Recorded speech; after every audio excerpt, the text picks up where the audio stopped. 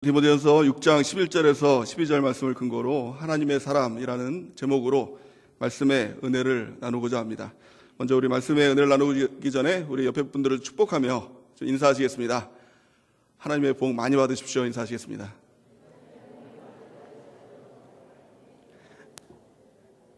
우리는 하나님의 복이 없으면 살아갈 수 없는 사람입니다. 하나님께서는 이 안식일 날, 주의 날 하나님의 복을 주시겠다고 약속하셨습니다. 주의 성전에서 복을 주시겠다라고 말씀하셨습니다. 또 말씀을 통해서 하나님의 복을 주시겠다라고 약속하셨습니다. 그래서 오늘 그 복을 받는 은혜가 있기를 바랍니다. 그 복을 받아야 우리가요 한 주간 형통한 삶을 살아갈 수 있게 될 줄 믿습니다. 제가 이 복에 대한 말씀을 드렸습니다. 또 이 말씀을 들을 때 어디서 이게 주워 들은 분들은 이렇게 반문하실 수 있습니다. 그거 기복주의 아니에요? 이렇게 따질 수도 있을 겁니다. 기복주의라는 말은 그건 안 좋은 말이죠. 복만 바란다. 하나님을 바라는 게 아니라 복을 바란다라는 것입니다. 그래서요, 기복주의란 말이 나온 다음부터 교회 안에서 목사님들이 복에 대한 선포를 못해요. 왜냐하면 사람들이 기복주의 아니냐고 이렇게 따지기 때문에 그렇다는 것입니다. 저희 어머니가 여의도 순복음교회를 다니는데 여의도 순복음교회에서는 참 복이란 말을 많이 하지 않습니까? 그래서 복 받아라, 오복, 삼중축복, 그런 말을 많이 하지 않습니까? 오중축복인가요? 제가 잘 몰라서. 그런 말을 많이 합니다. 조영기 목사님이 막 복에 대한 선포를 많이 하지 않습니까? 그래서 그 부목사님 중에 한 분이 강북 성전에서 그 말씀을 증거하는데 이 강북에서는 그 말씀이 통하더라는 거예요. 복 받아라 그러면 아멘, 아멘 하면서 되게 좋아하더라는 거예요. 근데 그 강남 성전으로 그 전향이라 그러네? 전출이라 그러네? 근데 그걸 이제 옮겼다고 합니다. 그래서 거기서도 말씀을 증거하면서 여러분 하나님의 복을 받으세요 라고 했더니 성도님들이 별로 이렇게 피식피식 하더라는 겁니다. 그래서 왜 그런가? 이제 그런 의구심을 가졌더니 그 권사님 중에 한 분이 이런 이야기를 하더랍니다. 아니, 복은 더 이상 받아서 뭐해? 이렇게 얘기를 하더랍니다. 복을 많이 받았다는 거죠. 그러니까 부자라는 거예요, 본인이.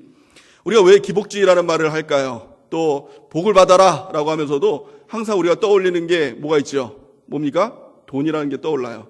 그래서 우리 교회를 떠난 우리 한 성도 중에서 이런 말을 했다고 합니다. 우리 성도를 보면서 야, 나는 세종학교에 떠나고 복 받았어, 이런 말을 했다고 그래요. 그래서 무슨 말인가 들어봤더니 세종학교에 떠나고 나서 아파트 샀다는 거예요.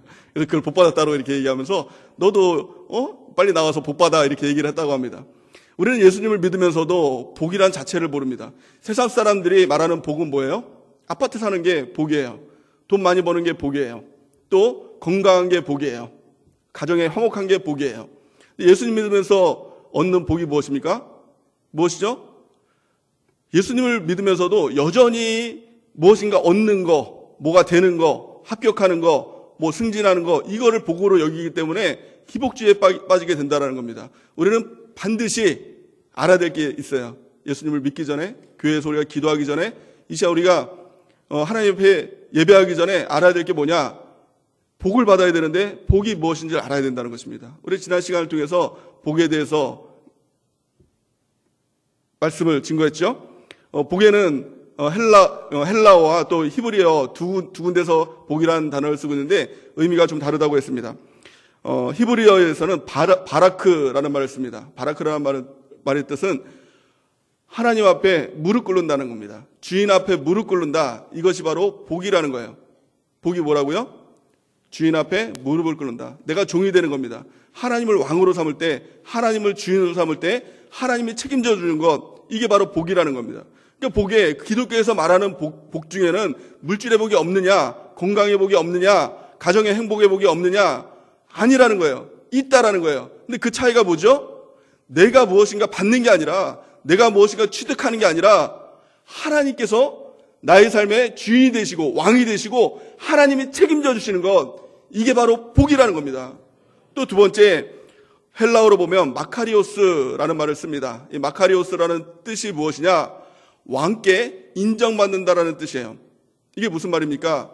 하나님이 나를 어떻게 바라보느냐, 뭐라고 칭해 주시느냐, 이게 바로 복이라는 겁니다. 하나님께서 우리 한 사람을 보면서 화 있을진저 라고 말씀하시면 화가 있는 거예요. 복이 없는 겁니다. 근데 우리 한 사람들을 보면서 너는 복이 될지라 말씀하시면 그때부터 복이 있는 것입니다. 하나님께서 우리 가운데 뭐라고 칭해 주시느냐, 이게 바로 복인 것입니다.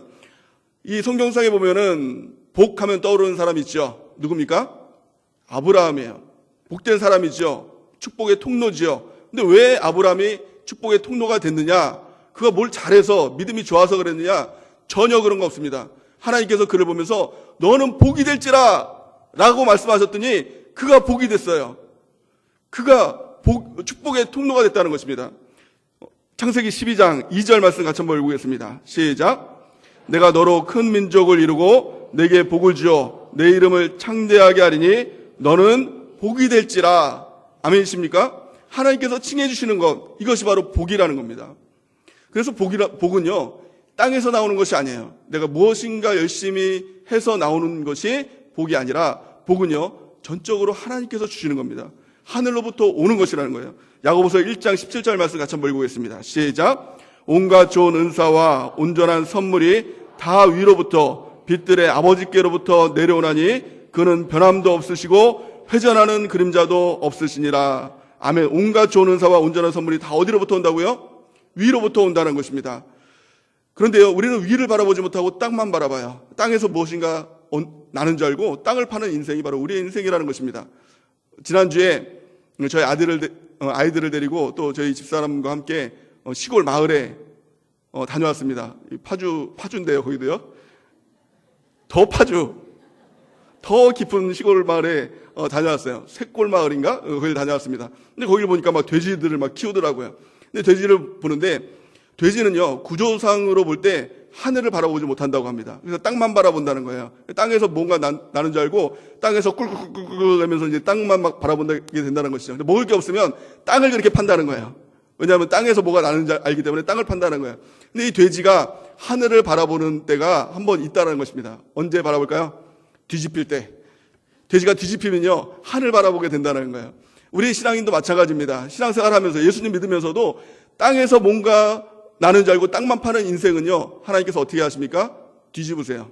고난을 통해서, 고통을 통해서 뒤집으세요. 그러니까 빨리 일어나려고 하지 마세요. 고난 당하시는 분, 고통 당하시는 분, 하나님의 의도가 뭐예요? 하늘 바라보라는 것입니다. 그래서 빨리 일어나려고 하지 말고 그 김에 하늘 바라보라는 거예요. 하나님 바라보라는 거예요.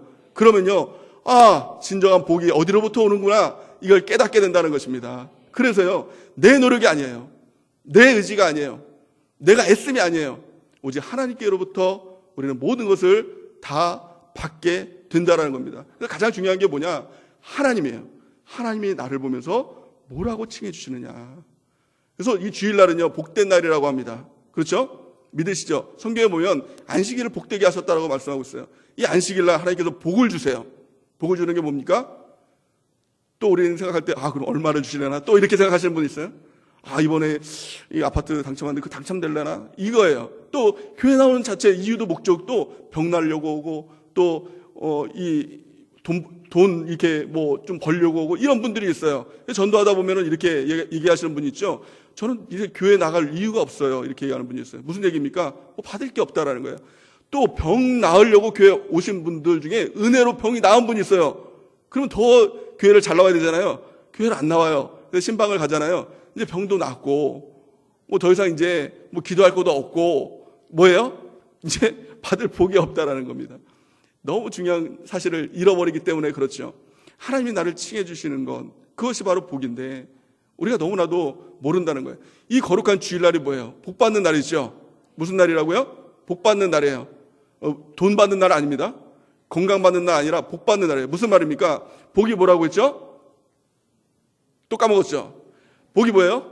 왕께 무릎 꿇는다. 이게 뭡니까? 이 예배 시간에 우리가 왕을 왕으로 높여드리고 주인을 주인으로 높여드리고 예배하는 겁니다. 예배하는 거예요. 우린 종입니다 하고 찬양하고 예배하고 내가 노래하는 게 아니라 하나님께 모든 것이 다 올려드려지는 거예요. 왕이신 하나님께, 이 주인이신 하나님께 우리의 모든 것을 올려드리는 거. 이게 바로 예배예요. 이 예배 자체가 복이라는 것입니다. 또 마찬가지로 우리가 말씀을 듣습니다. 하나님의 기도하면서 주의 음성을 듣고 설교를 통해서 주의 말씀을 듣습니다. 이게 바로 복이라는 거예요. 이 무슨 복이냐? 하나님께서 나를 어떻게 칭해 주시느냐, 어떻게 말씀해 주시느냐, 그것이 복이라는 겁니다. 그 말씀을 통해서 내가 누군지를 깨닫는 것, 이것이 복이라는 거예요. 우리는 사실 주님께서 우리 가운데 말씀해 주시기 전까지는 아무도 의미가 없는 자예요. 아무 쓸데가 없는 자예요. 기분 좀 나쁘실라나요? 어쩔 수 없어요. 아무 의미가 없는 자예요. 근데 우리 하나님께서 우리 가운데 칭해 주실 때, 무엇이라 복이라 칭해 주실 때 그때부터 복된 인생이 되고 그때부터 의미 있는 인생이 된다라는 것입니다. 이 말씀을 준비하면서 떠올랐던 시가 있었습니다. 그 시가 바로 꽃이라는 시였어요. 김춘수 시인의 꽃. 제가 낭송을 해드리겠습니다. 띄울 수 있으면 띄워주시면 감사하겠고요. 꽃, 김춘수. 내가 그의 이름을 불러주기 전에 그는 다만 하나의 몸짓에 지나지 않았다. 내가 그의 이름을 불러주었을 때 그는 나에게로 와서 꽃이 되었다. 내가 그의 이름을 불러준 것처럼 나의 이 빛깔과 향기에 알맞은 누가 나의 이름을 불러다오. 그에게로 가서 나도 그의 꽃이 되고 싶다. 우리들은 모두 무엇이 되고 싶다. 너는 나에게, 나는 너에게 잊혀지지 않는 하나의 눈짓이 되고 싶다. 아멘이 저절로 나오지 않습니까? 아멘이 나오지 않아요? 이 시를 읽으면서 정말 하나님의 그 심정이 느껴졌어요. 정말 의미 없는 존재였는데 그 이름을 불러주니까 의미가 됐다는 겁니다. 의미가 됐어요. 꽃이 마찬가지예요. 꽃이 마찬가지 않습니까? 꽃은 의미가 없으면, 이름이 없는 꽃들을 뭐라고 하죠? 잡초라고 합니다. 이름 모를 잡초라네. 그런 노래들 있지 않습니까? 이름 모를 잡초예요. 이름이 없으면 잡초예요. 근데 그 안에 이름을 부여해주면 장미도 되고 민들레도 되고 난초도 되고 그 의미 있는 꽃이 된다는 것입니다. 우리도 마찬가지예요. 의미 없이 태어난 존재입니다. 근데 하나님께서 우리 가운데 무엇이라 불러줄 때 의미가 된다는 것입니다. 그 시간이 언제예요? 말씀 듣는 시간이죠. 그 시간이 언제예요? 주일날이죠. 바로 이 순간입니다. 그 주의 음성을 듣는 것, 이것이 무엇보다도 중요합니다. 그래서 사람은요, 내가 누구인가를 알 때부터 그 인생이 변화됩니다. 복된 인생이 됩니다. 나도 나를 모르겠어. 그때부터 정말 잡초 같은 인생이 되는 것이죠. 그러니까 잡초에서 의미 있는 존재가 되는 것, 이것은 주의 음성을 듣는 것입니다. 하나님께서는 우리 가운데 이름을 불러주세요. 아브라함을 아브라함으로 불러주셨죠. 사례를 사라로 불러주셨죠. 시몬을 베드로라고 불러주셨죠. 사울을 바울이라고 하나님께서 불러주셨습니다. 그랬을 때 그들이 참 복된 인생이 되었습니다. 이사야 45장 4절 말씀을 보면 내가 나의 종 야곱, 내가 택한 자 이스라엘 곧 너를 위하여 내 이름을 불러 너는 나를 알지 못하였을지라도 내게 칭호를 주었노라. 칭호가 뭐예요? 그에게 의미를 부여해 주셨다는 겁니다. 여러분들, 우리는요 너무나 귀중한 존재입니다. 왜요? 내가 잘나서? 내 사람이라서? 사람으로 태어나서? 개로 안 태어나서? 이게 아니에요. 하나님께서 나에게 의미를 부여해 주셨기 때문에 우리는 너무나도 귀중한 존재라는 겁니다. 이 시각으로 바뀌어야 됩니다. 이게 영적 시각이에요. 이 사람의 시각, 육적 시각으로 보면 어때요? 여전히 나, 못난 나, 이 뚱뚱한 나, 갈비씨인 나, 돈 없는 나, 아주 병약한 나, 항상 내 자신의 모습만 바라본다는 겁니다. 하나님의 시각으로 바라보는 거, 이게 영적 시각이죠. 그 시각으로 바라볼 때 내가 얼마나 귀중한 존재인 줄 알아요. 그때부터 변화되는 하나님의 역사가 나타나게 된다는 것입니다. 이 에베소서를 보면 영적 복, 하늘에 속한 신령한 복이 무엇인지 우리 가운데 가르쳐주고 있습니다. 에베소서 1장 3절에서 6절 말씀 같이 한번 읽어보겠습니다. 시작.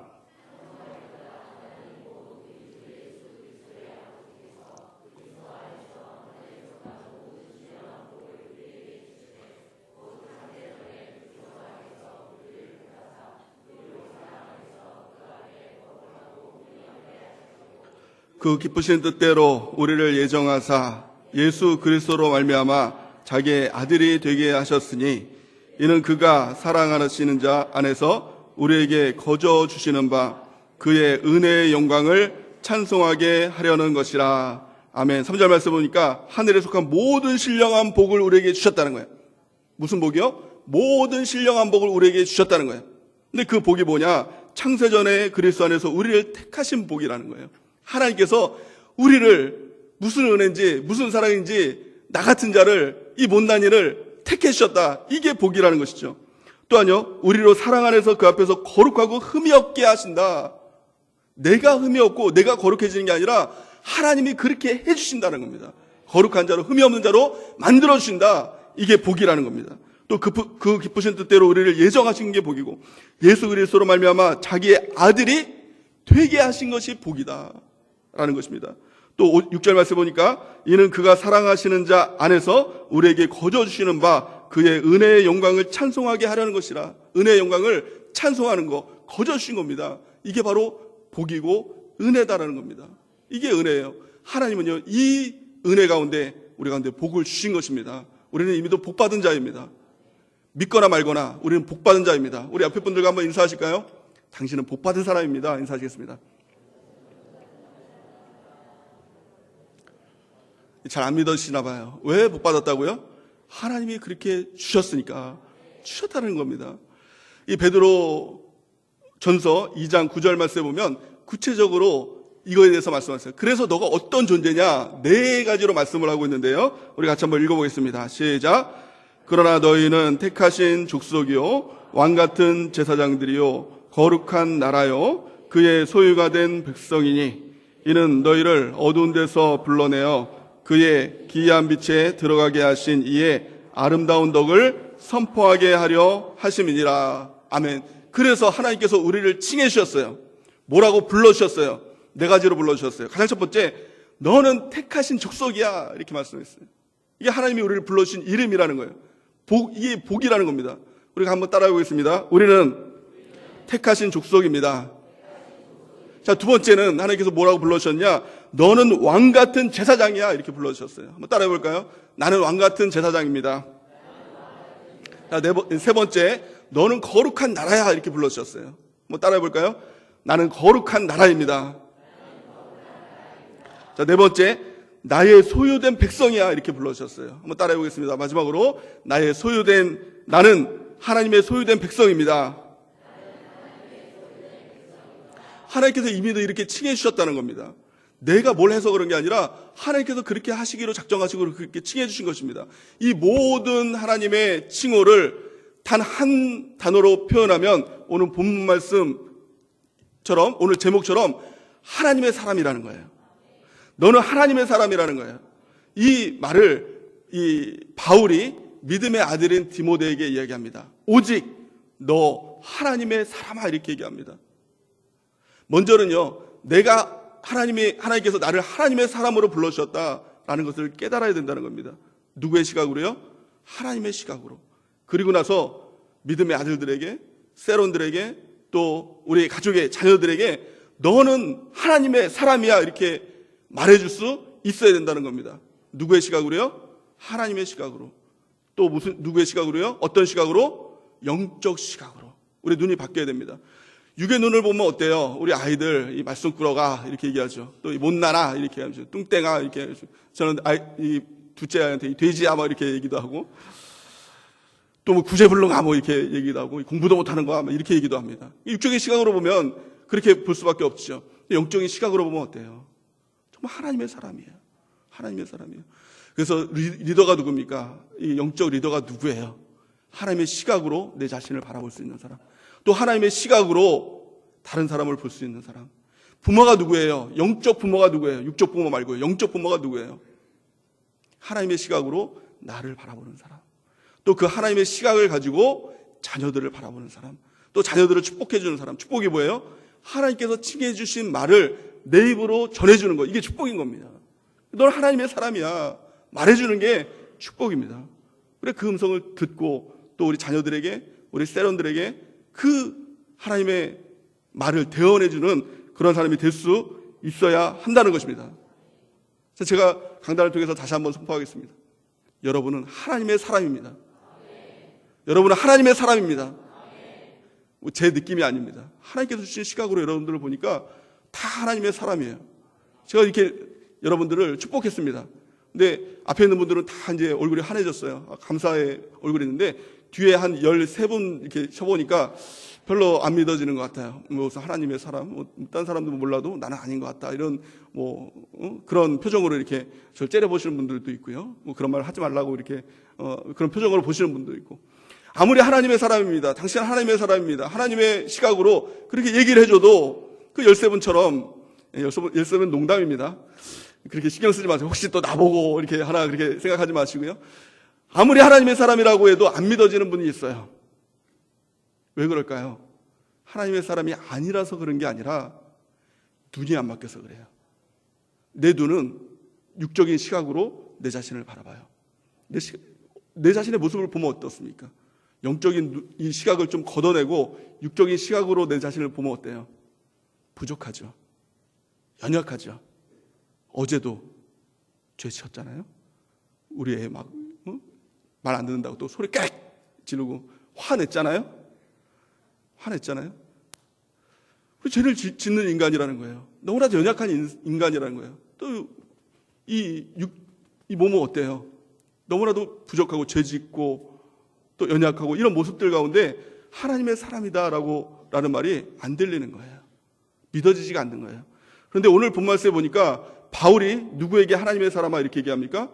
오직 너 하나님의 사람아 이렇게 얘기합니까? 디모데에게 이 말을 했어요. 근데 디모데는요, 우리가 생각하는 것처럼 참 그렇게 괜찮은 사람이 아니에요. 성경에 보니까 디모데라는 사람에 대해서 쭉 설명을 하는데 참 연약하고 부족하기가 짝이 없는 사람이에요. 가장 첫 번째는요, 그 사람은 나이가 좀 어렸어요. 그 목회자로 세워졌는데, 하나님의 종으로 세워졌는데 나이가 어린 거예요. 그래서 성경은 이렇게 얘기합니다. 디모데전서 4장 12절 보니까 누구든지 내 연수함을 없인 여기지 못하게 하고 오직 말과 행실과 사랑과 믿음과 정절에 있어서 믿는 자의 본이 되어 이렇게 얘기합니다. 나이가 어린 디모데, 아무리 얘기를 해도 이게 말빨이 안 맥히는 거예요. 나이가 어려가지고 저 목사님은 나이가 어려가지고 저렇게 얘기한다 이렇게 하니까 말이 잘 안 되는 거예요. 근데 이 바울은 디모데에게 그럼에도 불구하고 주눅들지 말라, 당당하라 이렇게 얘기를 하고 있는 거죠.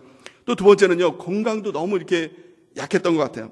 디모데전서 5장 23절 보니까 이제부터는 물만 마시지 말고 내 위장과 자주 나는 병을 위하여 포도주를 조금씩 쓰라 이렇게 얘기합니다. 이건 술을 먹으라는 얘기 아니에요? 또 이 말씀 들으면서 성경에 포도주 좀 먹으라는 얘기가 있다는 거예요. 몸이 너무 안 좋은 거예요. 몸이 너무 안 좋으니까 이 당시에는 위장약이 없었던 겁니다. 그래서 이 포도주가 위장에 좀 도움이 되나 보죠. 그렇다고 해서 위장 나 안 좋다 그러면서 많이 마시지 말고, 위장약이 있어요 지금은요. 이때는 약이 없어서 그런 거예요. 그걸 조금 쓰라 약을 위해서. 그러니까 몸이 너무 약하니까 포도주를 먹어야 될 정도로 그렇게 약하였다는 겁니다. 약함이에요. 또 세 번째는요, 성격적인 약함도 있었다는 겁니다. 고린도전서 16장 10절에 보니까 디모데가 이르거든 너희는 조심하여 그로 두려움 없이 너희 가운데 있게 하라. 이는 그도 나와 같이 주의 일에 힘쓰는 자임이니라. 어떻습니까? 두려움이 있다는 거예요. 그러니까 성도들한테 당부라는 거예요. 그가 너희 가운데 오면은 두려움 없이 좀 당당하게 할 수 있도록 좀 격려하고 세워줘라라는 거예요. 소심하고 약하고 너무 약하니까 그렇게 부탁을 하는 겁니다. 또 디모데가 이렇게 얘기합니다. 디모데후서 1장 7절 보니까 하나님이 우리에게 주신 것은 두려워하는 마음이 아니요 오직 능력과 사랑과 절제하는 마음이니 이렇게 얘기합니다. 이 바울이 디모데를 보면서 두려워하지 마 이거 아닙니까? 두려워하는 마음은 하나님이 주신 마음이 아니야. 능력과 사랑과 근신하는 마음으로 승리해야 돼 이렇게 얘기합니다. 왜 그렇습니까? 그 마음은 너무나도 연약하기 때문에, 소심하기 때문에 이 바울이 디모데에게 그렇게 권면하고 있었다는 겁니다. 뿐만이 아니라 주변 상황이라도 좀 디모데를 세워주고 격려하는 상황이었으면 참 좋았으련만 전혀 그렇지가 않았다는 거예요. 디모데전서 이 6장 3절에서 10절 말씀에 보니까 이 성도들의 모습이 어떤 모습이었느냐, 불순종하는 모습이었고 교만한 모습이었고 변론과 언쟁을 좋아하고 투기, 분쟁, 비방이 난무한 주변 환경이 있었다는 거예요. 가뜩이나 연약해서 힘들어 죽겠는데, 가뜩이나 어려 죽겠는데 주변에서는 이거 뜯어 먹으려고 막 투기하고 싸우고 막 하고, 그 성도들이 또 돈은 또 얼마나 좋아하는지 몰라요. 10절 보니까 돈을 사랑하며 일만하게 뿌리가 되나니 이것을 탐내는 자들은 미혹을 받아 믿음에서 떠나 많은 근심으로써 자기를 찔렀도다 이렇게 얘기하죠. 그러니까 돈을 너무 좋아하고 막 그러니까 신앙생활도 안 되는 거예요. 목회가 안 되는 거예요. 그럼에도 불구하고 이 바울이 믿음의 아들 디모데에게 뭐라고 얘기했다고요? 오직 이렇게 얘기했어요. 너의 상황이 그러할지라도, 너의 환경이 그러할지라도, 너의 육체가 연약할지라도, 너의 주변 상황이 그러할지라도 오직이라는 겁니다. 오직 너 하나님의 사람아 이렇게 얘기합니다. 이게 이번 주일날 하나님께서 이 종의 입술을 통해서 여러분들에게 주는 말이에요. 하나님의 사람아라고 했을 때 내 자신이 연약한데요, 나는 이렇게 부족한데요, 나는 이렇게 죄가 많은데요, 주변 상황들은 이런데요, 너무나도 힘들고 괴롭고 외롭고 죽겠는데요 라고 할지라도 하나님 뭐라고 말씀하세요? 그러할지라도 오직 너 하나님의 사람아 이렇게 얘기합니다. 하나님의 사람이라는 것이 무엇입니까? 너는 하나님의 소유라는 겁니다. 또 이 하나님의 사람이라는 게 뭐예요? 하나님께서 너를 붙들고 사용할 것이다 이렇게 얘기합니다. 또 하나님의 사람이라는 것이 무엇입니까?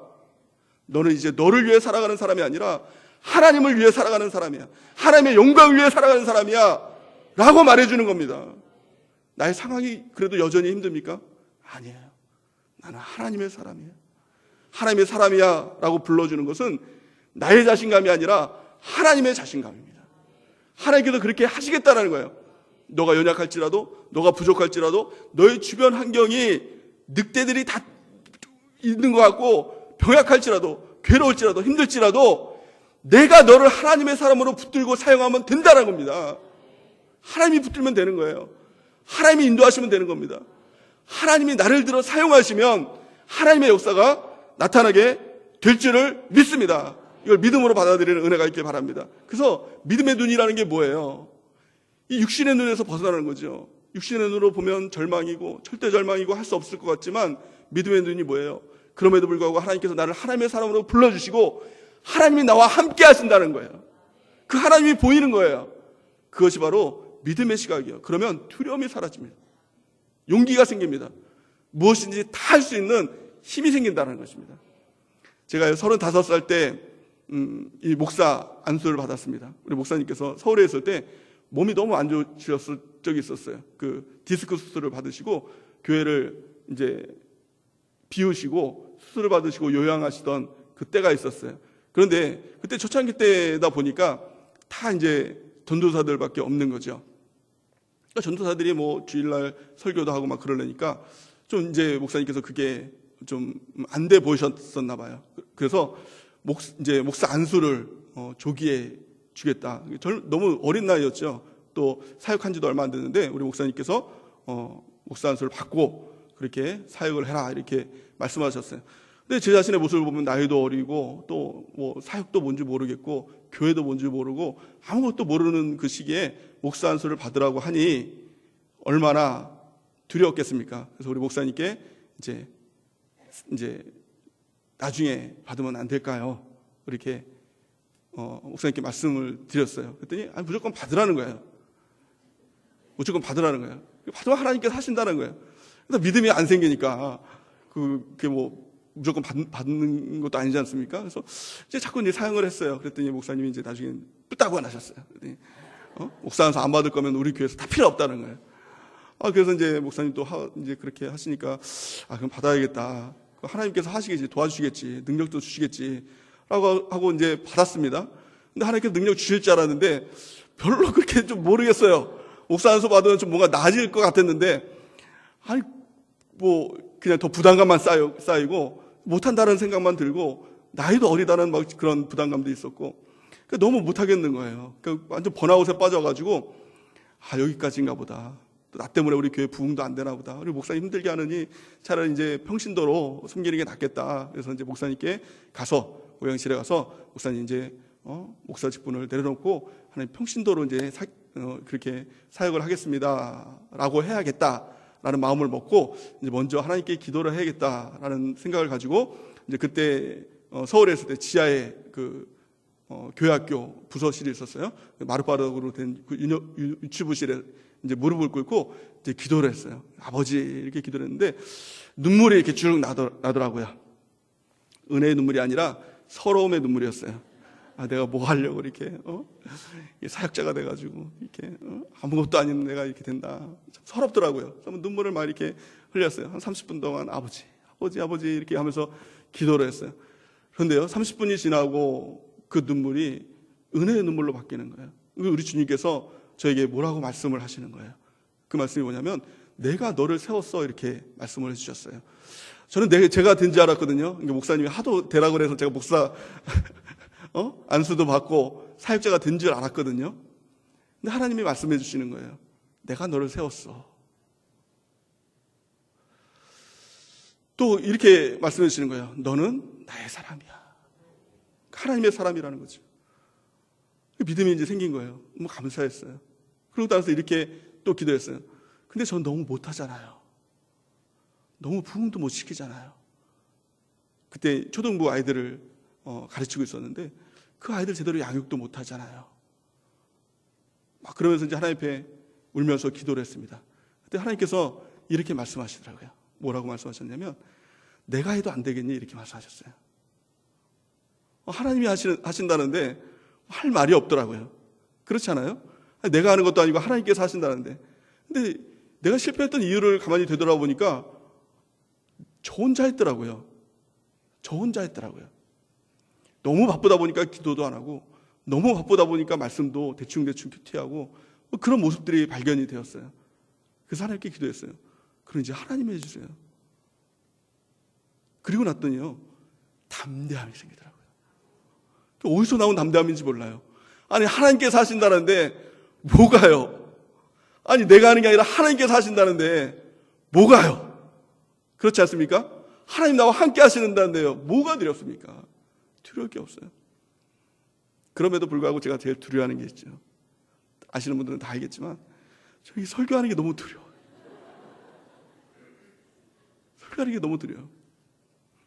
아마 저를 어렸을 때 본 분들은 이해를 할 겁니다. 저 어머니도 너무 다들 이해를 하세요. 제가요, 그걸 뭐라 그럴까요? 무대공포증이라고 할까요? 사람들 앞에서 이렇게 발표하는 거에 대해서 두려움을 가지고 있어요. 그래서 한마디도, 아니, 설교하지 말고 자기소개 한번 해봐라 그러면 저는 절대 못할 거예요. 다리가 우슬우슬거리면서 아마 두려워서 아마 못할 거예요. 근데 이런 사람을 보고 11시 예배 설교를 해라, 올해. 그러니 얼마나 두려웠겠습니까? 그렇지 않습니까? 그래서 하나님 앞에 기도했죠. 기도 해야 돼서 하는 게 아니라 할 수밖에 없기 때문에 이제 하나님 앞에 엎드려서, 하나님 제발 못하겠습니다. 우리 담임 목사님의 마음을 좀 바꿔주세요. 1월달 이 신년, 얼마나 중요한 이 주일인데, 신년 예배에서부터 어떻게 제가 말씀을 증거하겠습니까? 하나님, 제가 충분히 알아들었으니까 겸손할게요. 우리 목사님의 마음을 바꿔주시고 이제는 저를 시험하지 말아주세요. 시험에 들지 말게 해주세요. 또 작년 12월달 말씀이 그거 아니었습니까? 시험에 들게 마옵시고. 하나님, 시험에 들게 마옵시고. 제가 지금 시험에 들었어요. 시험에 들게 마옵시고. 근데 하나님께서 마음을 안 바꿔주셨어요. 그리고 나서 계속 기도를 하는데 하나님께서 이 마음 주시더라고요. 무슨 마음을 주셨냐면, 언제는 네가 했냐, 이런 마음을 주시더라고요. 언제는 네가 설교했냐, 이런 마음을 주셨어요. 제가 사역 초기 때부터 설교를 너무 두려워해가지고요, 설교할 때마다 하나님 앞에 엎드려서 기도했거든요. 하나님 좀 도와달라고. 내가 사람들 앞에서 나서서 할 수 있는 사람이 아니라고. 우리 어머니도 잘하신다고. 그렇게 제가 막 하나님 앞에 기도를 했어요. 그럴 때마다 하나님께서는 내가 도와줄게. 그래서 지금까지 이렇게 설교할 때마다 하나님의 도움이 없이는 이렇게 할 수 없었던 것 같아요. 지금 제가 설교하고 있는 것도요, 여러분은 모르겠어요. 여러분 생각에는, 아이고, 우리 목사님 빨리 오셔야지, 부목사 설교 뒤지게 못한다, 이렇게 생각할 수도 있지만, 이렇게 제가 설교하는 게요, 기적이에요. 저는 절대 이런 사람이 아니거든요. 기적이에요. 근데 하나님이 도와주시니까 두렵지가 않은 거예요. 정말 하나님께서 함께 해주시겠다고 하는데 두려울 게 없는 거예요. 그래서 제가 일부 예배 때는 이런 얘기를 안 했지만, 뭘 시켜도 다 할 수 있을 것 같아요. 일부 예배 때 왜 이런 얘기를 안 했냐? 우리 목사님께서 그래? 이렇게 하실까봐 이 얘기를 안 했어요. 근데요, 정말 그렇습니다. 하나님께서 말씀하시면 내가 하는 게 아닌데, 하나님께서 하시겠다는데 못할 게 뭐가 있습니까? 교회일 마찬가지예요.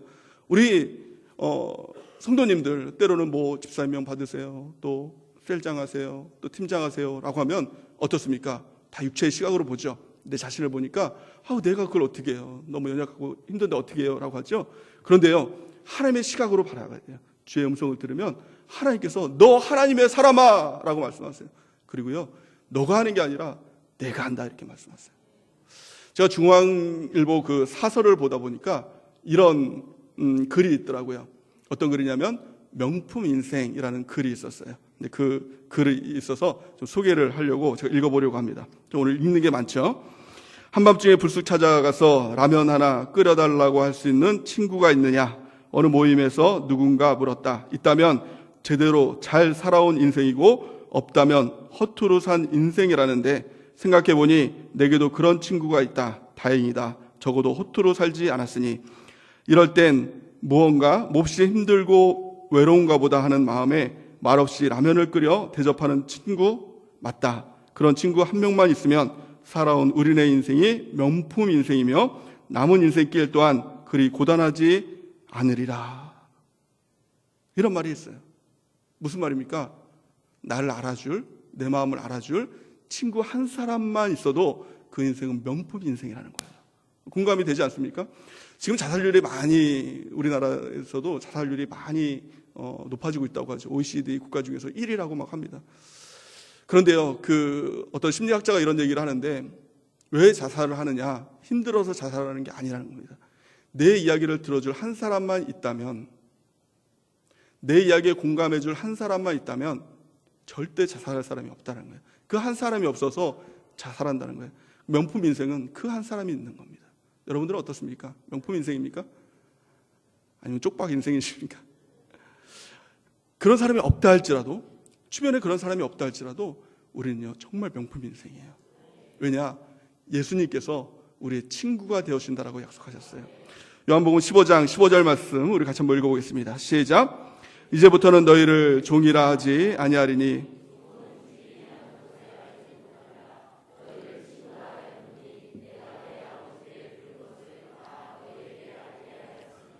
아멘. 예수님께서 직접 하셨습니다. 이런 말씀하셨죠. 이제는 너는 종이 아니라 나의 친구다라는 거예요.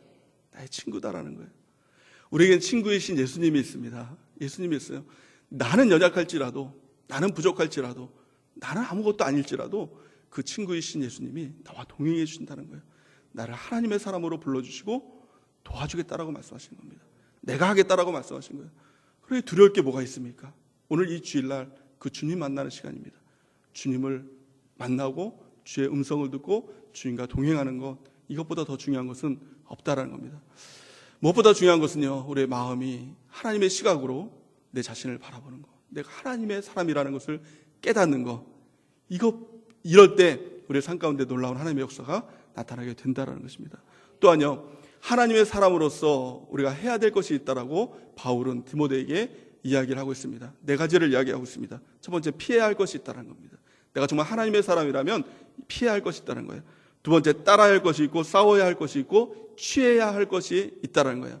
이거는 율법이 아닙니다. 이렇게 해야지 뭐가 되는 게 아니에요. 이렇게 해야지 복을 받고, 이게 아니라, 이걸 하지 않으면 저주를 받고, 이게 아니라 내가 하나님의 사람이라면 마땅히 피해야 할 것, 따라야 할 것, 싸워야 할 것, 취해야 할 것이 있다라고 말씀하고 있는 것입니다. 우리가 하나님의 사람으로서 이 말씀을 듣고 피해야 할 것을 피하고, 따라야 할 것을 따르고, 싸워야 할 것과 싸우고, 취해야 할 것을 취하는 은혜가 있길 바랍니다. 그러면 첫 번째, 피해야 할 것이 무엇입니까? 디모데전서 6장 9절에서 10절 우리 같이 한번 읽어보겠습니다. 시작. 구하려 하는 자들은 시험과 울모와 여러 가지 어리석고 해로운 욕심에 떨어지나니 곧 사람으로서 파멸과 멸망에 빠지게 하는 것이라.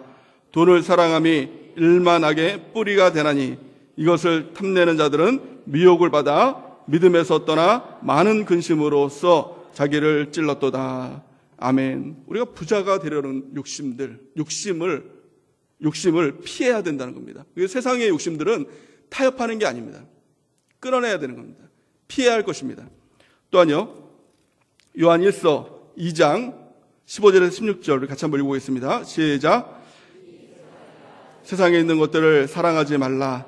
누구든지 세상을 사랑하면 아버지의 사랑이 그 안에 있지 아니하니 이는 세상에 있는 모든 것이 육신의 정욕, 안목의 정욕과 이생의 자랑이니 다 아버지께로부터 온 것이 아니요 세상으로부터 온 것이라. 아멘. 우리가 버려야 될 것이 뭐예요? 세상에 있는 모든 것. 이게 뭡니까? 육신의 정욕, 안목의 정욕, 이생의 자랑. 이거를 피해야 된다는 겁니다. 어떻게 된다고요? 피해야 된다는 거예요. 보지도 말라는 거예요. 피해야 된다는 겁니다. 또 두 번째, 따라야 할 것이 있다는 것입니다. 그 따라야 할 것이 무엇입니까? 디모데전서 6장 11절 우리 같이 한번 읽어보겠습니다. 시작.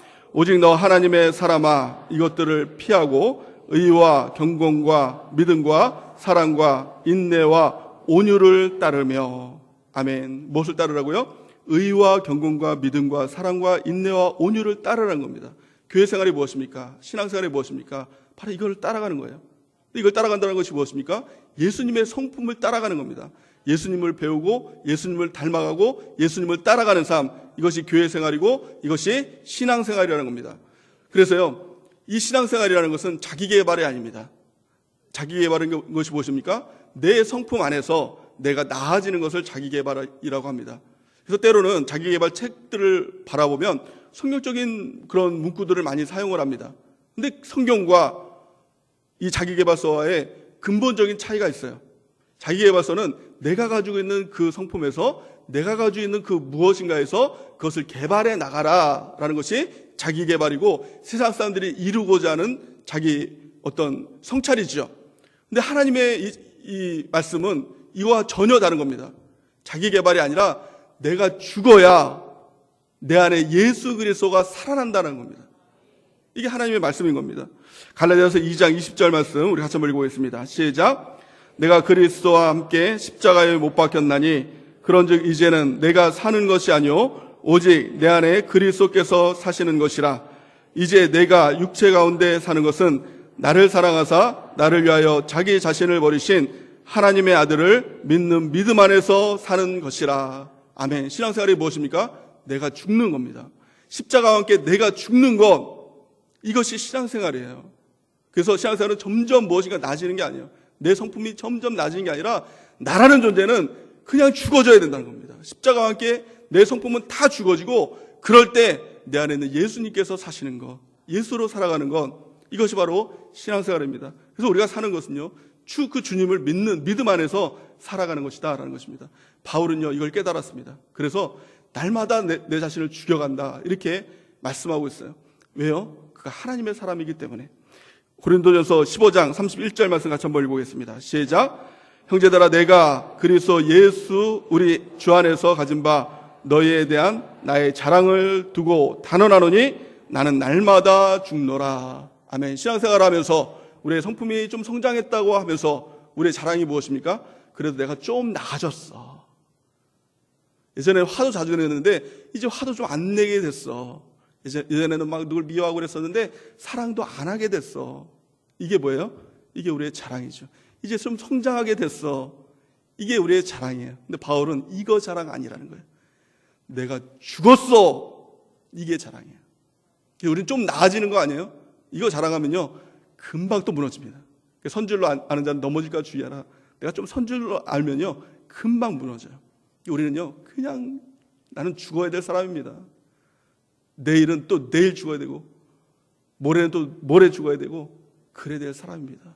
나는 날마다 죽어야 될 사람입니다. 오직 예수님 계셔야 됩니다.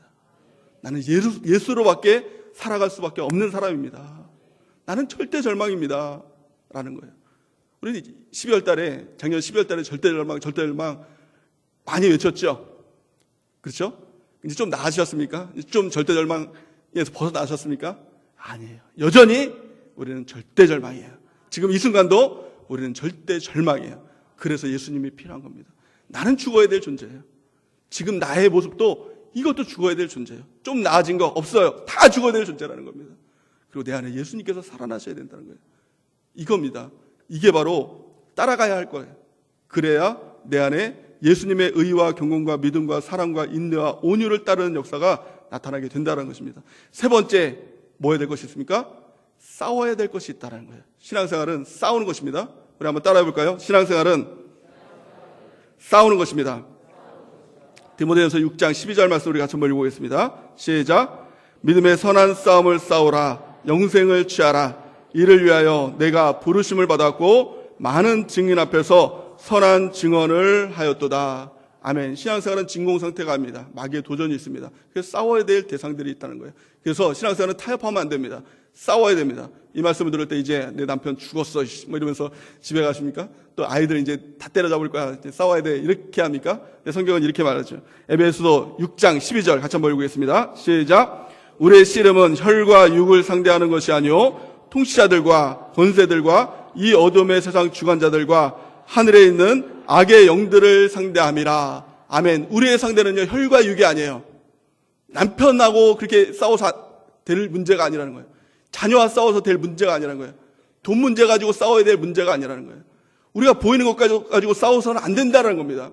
우리가 싸우는 것은 보이는 것이 아니라 보이지 않는 것, 영적인 존재 무엇입니까? 마귀와 싸워야 된다는 거예요. 마귀와 싸워야 된대요. 그래서 예수의 이름을 힘입고 예수의 피를 힘입고 우리가 그 마귀를 대적해야 된다는 겁니다. 끊어내야 된다는 거예요. 타협하면 안 되고 싸워서 이겨야 된다는 겁니다.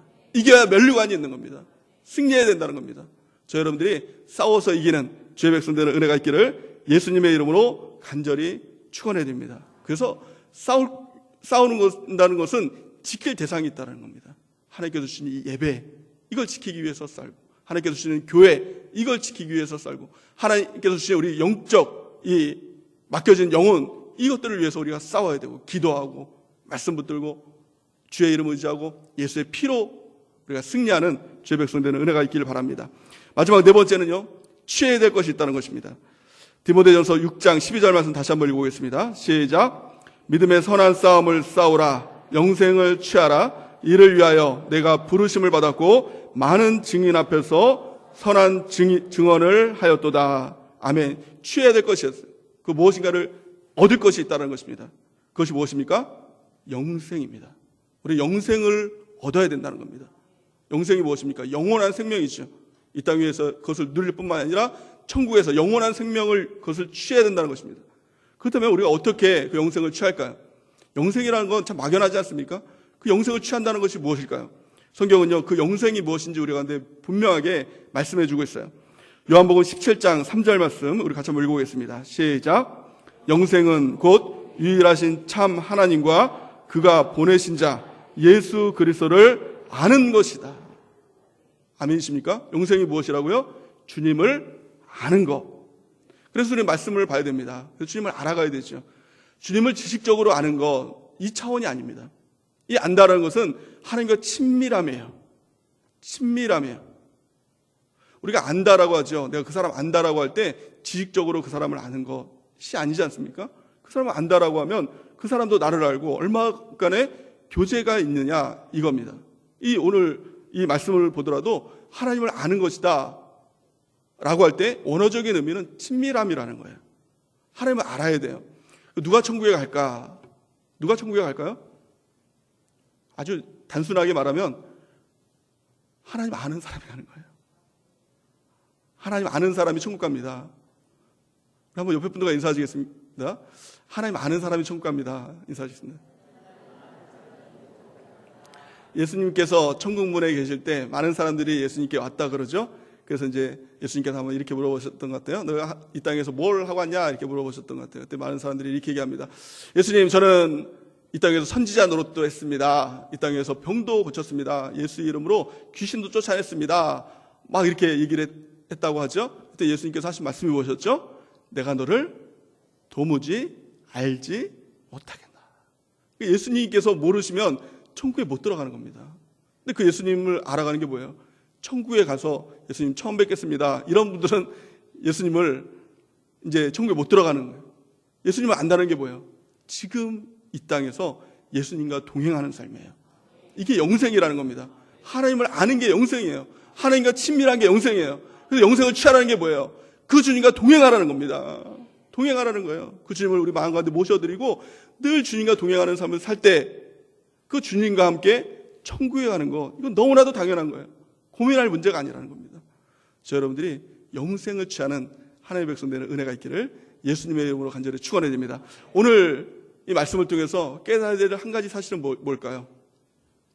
하나님의 사람이에요. 나는 하나님의 사람이라는 거예요. 하나님이 나를 어떻게 보시느냐, 이 시각 가운데 나를 바라보는 것 뿐만이 아니라 그 시각으로 우리 자녀를 바라보는 것, 또 우리 세론들, 우리 주변 사람들을 바라보는 것, 또한 전도사역자들을 바라보는 것, 이것이 너무나도 중요한 것입니다. 우리가 그 은혜가 있기를 예수님의 이름으로 간절히 축원해 드립니다. 이 시간 우리 하나님 앞에